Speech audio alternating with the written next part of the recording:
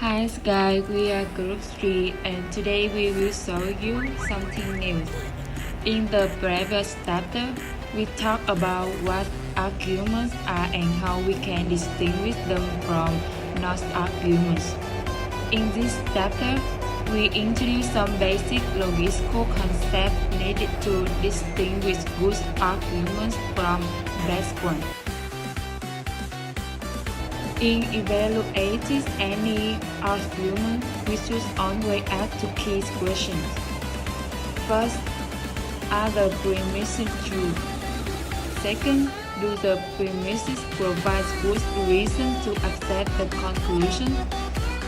First, we will come with deduction and induction. Traditionally, arguments have been divided into two types: deductive arguments and inductive arguments. All arguments claim to provide support, that is, evidence or reasons, for their conclusion. But arguments differ greatly in the amount of support they claim to provide. So, they are deductive arguments. Prove their conclusion with rigorous and inescapable logic, while inductive arguments show that their conclusions are plausible or likely given the premises. Examples of deductive arguments: all humans are mortal. Socrates is human. Therefore, Socrates is moral. Notice how the conclusions of these arguments flow from the premises with a kind of inescapable logic. Each argument's conclusion follows necessarily from the premises. Arguments are deductive when their premises are intended to provide this kind of rigorous, airtight logical support for their conclusion. Deductive arguments claim to provide logically conclusive grounds for their conclusion. That is, they attempt to show that their conclusions must be true given the premises asserted. Inductive arguments, on the other hand, simply claim that their conclusions are likely or probable given the premises offered. Here are some examples. Polls show that 75% of Republicans favor a school waiver amendment. Joe is Republican. Therefore, Joe likely favors the school waiver amendment. And every ruby so far discovered has been red, so probably all rubies are red. It is often said that the difference between deduction and induction is that deduction moves from general premises to particular conclusions, whereas induction moves from particular premise to general conclusion. That, however, is a misconception.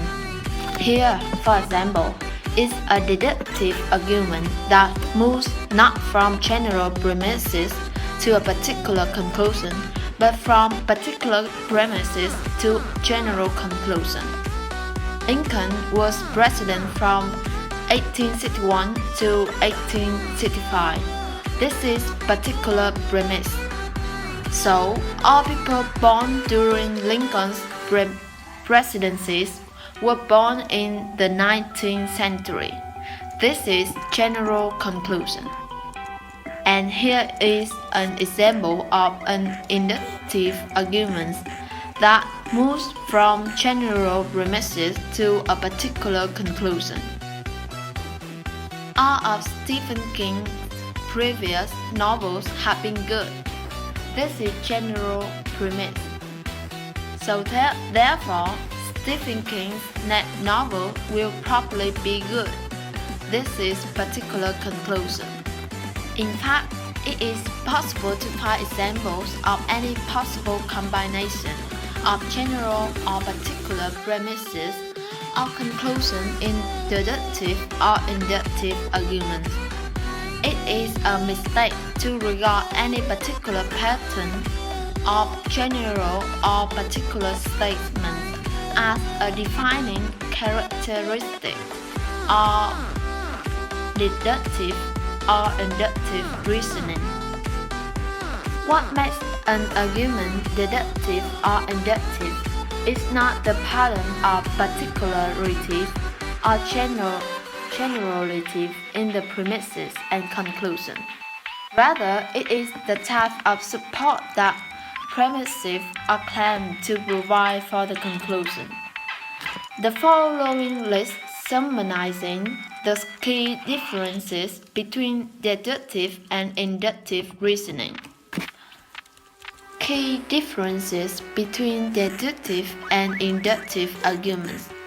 First, in deductive argument claim that if the premises are true, then the conclusion must be true, while the inductive argument claim that if the premises are true, then the conclusion is properly true. The conclusion follows necessarily from the premises. When in the inductive argument, the conclusion follows properly from the premises. While deductive argument claim that it is impossible for all the premises to be true and the conclusion fails. But the inductive argument say that it is unlikely for the premises to be true and the conclusion fails. So, in the deductive argument, it is logically inconsistent to assert the premises and deny the conclusion. If you accept the premises, you must accept the conclusion. Why? The inductive arguments claim that although it is logically consistent to assert the premises and deny the conclusion is properly true if the premises are true. How can we tell whether an argument is deductive or inductive? We have seen that an argument is deductive if its premises are intended to provide conclusive ground for the truth of its conclusion, and inductive if its premises are intended to provide merely probable ground for the truth of its conclusion. But it is not always easy to know what a given speaker or writer intends.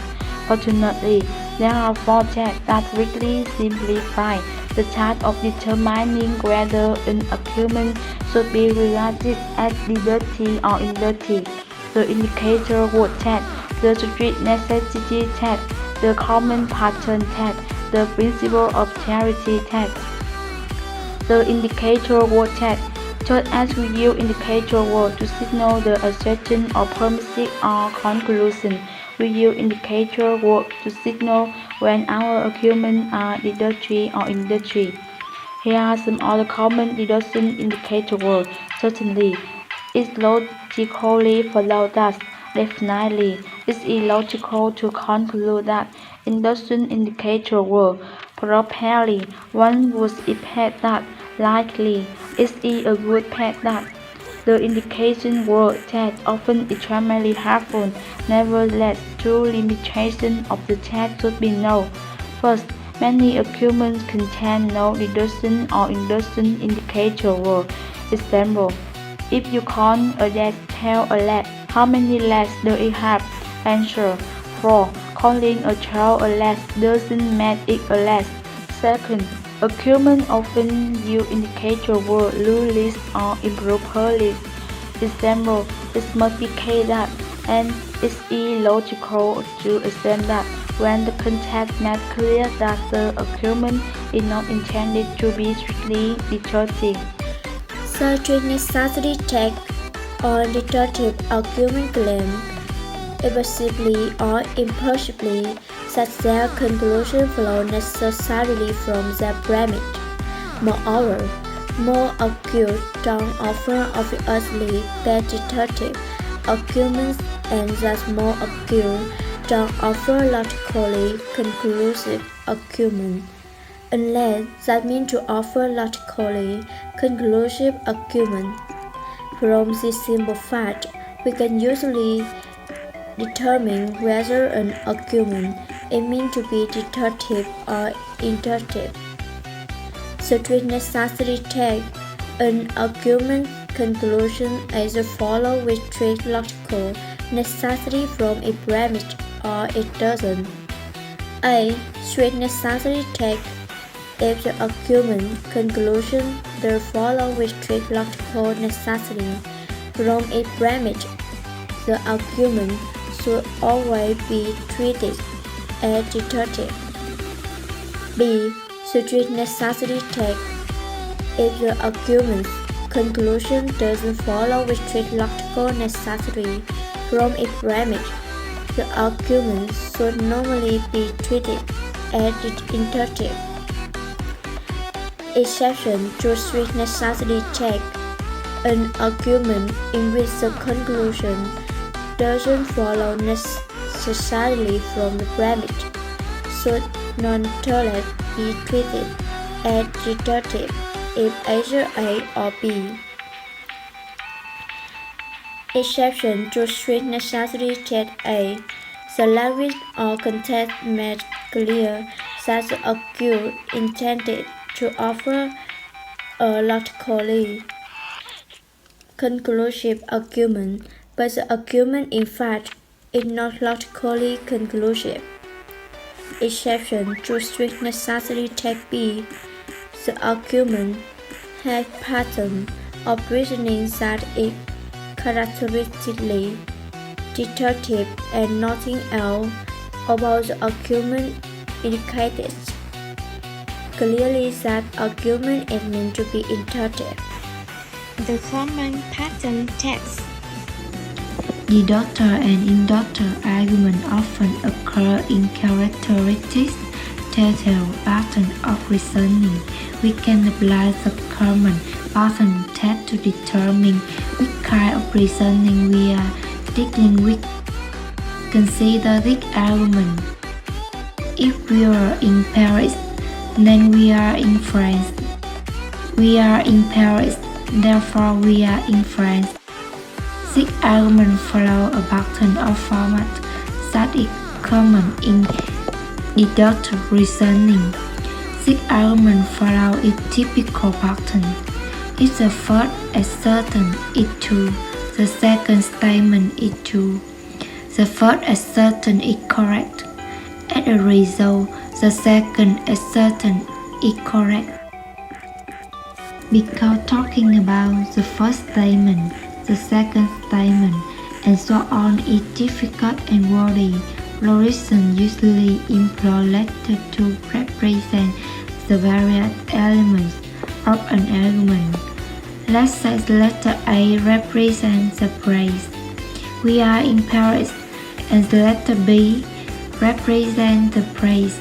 We are in France. The main pattern of argument can therefore be thought as follows. If A is true, then B is true. This is an argument pattern that logicians call modus binding, a Latin expression that means affirmative mode because it is self-evident that it is a logically sound pattern of reasoning.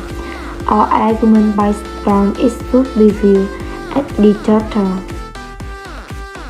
One of the more relevant deductive reasoning patterns is modus binding. We'll go over a few more frequent deductive and inductive thinking patterns later in this chapter. When you've mastered the recognition of such pattern, it will be simple to spot daily example deductive and inductive reasoning. The principle of clarity test. The principle of clarity demands that one interprets a speaker's statement in the most rational way possible. When ascribing to this principle, you must consider the strongest possible interpretation of your fellow interlocutors argument before subjecting it to evaluation. The principle of clarity serves two important goals in critical thinking. First, it fosters goodwill and mutual understanding in argument by demanding that we treat the arguments of others with the same generous and respectful spirit. Second, it promotes the discovery of truth by insisting that we confirm arguments that we ourselves admit to be the strongest and most plausible versions of those arguments. Let's apply the principle of clarity test to an actual example. Andy told me that he ate at Maching's restaurant yesterday, but Maching was completely destroyed by fire less than a month ago. It is certain, therefore, that Andy is either lying or mistaken. Let's apply our various tests. First, we have also seen that people often use indicator words, especially deduction indicator words, loosely or improperly. So this first test, though it clearly suggests that the argument is meant to be deductive, shouldn't be treated as conclusive. Second, conclusions do not comply with the necessary regulations from the establishment. Third, arguments are not necessarily typical deductive or inductive arguments. In this case, we are in doubt as to whether the argument should be treated as deductive or inductive. But if we treat the argument as deductive, it is clearly a bad deductive argument because the conclusion plainly does not follow necessarily from the premise. On the other hand, if we treat the argument as inductive, the argument is a good inductive argument because the premise, if true, do make the conclusion likely. Thus, the more charitable way to interpret the argument is to interpret it as inductive. This is what the principle of clarity requires that we do. A word of caution, however, the principle of clarity should never be used to reinterpret bad arguments as good ones. The principle of clarity is a principle of interpretation, not a principle of argument repair. It should not be used to when it is clear what argument has actually been put forward. Exceptions to the strict necessity test. We saw earlier that an argument should generally be treated as inductive if its conclusion does not follow necessarily from its premises. Therefore, however, exceptions to this general rule, two broad exceptions should be noted. The language or context made clear that the arguer intended to offer a logically conclusive argument, but the argument, in fact, is not logically conclusive. The argument has a pattern of reasoning that is characteristically deductive, and nothing else about the argument indicates clearly that the argument is meant to induce. Here is an example of the first exception. Here the phrase is necessarily followed that indicates that the argument is meant to be deductive. In this case, however, it is clear that the conclusion does not follow necessarily from the premises. because it could still be possible for a ship to sail around the world if the Earth were, say, exact or cylindrical rather than spherical. Here is an example of second exception. This is a terrible argument. The premises provide not support whatsoever for the conclusion, much less logically conclusive support. How to distinguish deductive from inductive arguments? If the conclusion does not follow necessarily from the premises, the argument should be treated as inductive unless the language or content of the argument make clear that the argument is deductive or the argument has a pattern or reasoning that is characteristically deductive. If the argument has a pattern or reasoning that is characteristically deductive, the argument should be treated as deductive unless there is clear evidence that the argument is intended to be inductive. Arguments often contain indicator words like properly, necessarily, and certainly that provide clue is determining whether an argument is deductive or inductive. If there is significant doubt about whether an argument is deductive or inductive, always interpret the argument in the ways most favorable to the arguer. Thank you everyone for listening to our group presentation.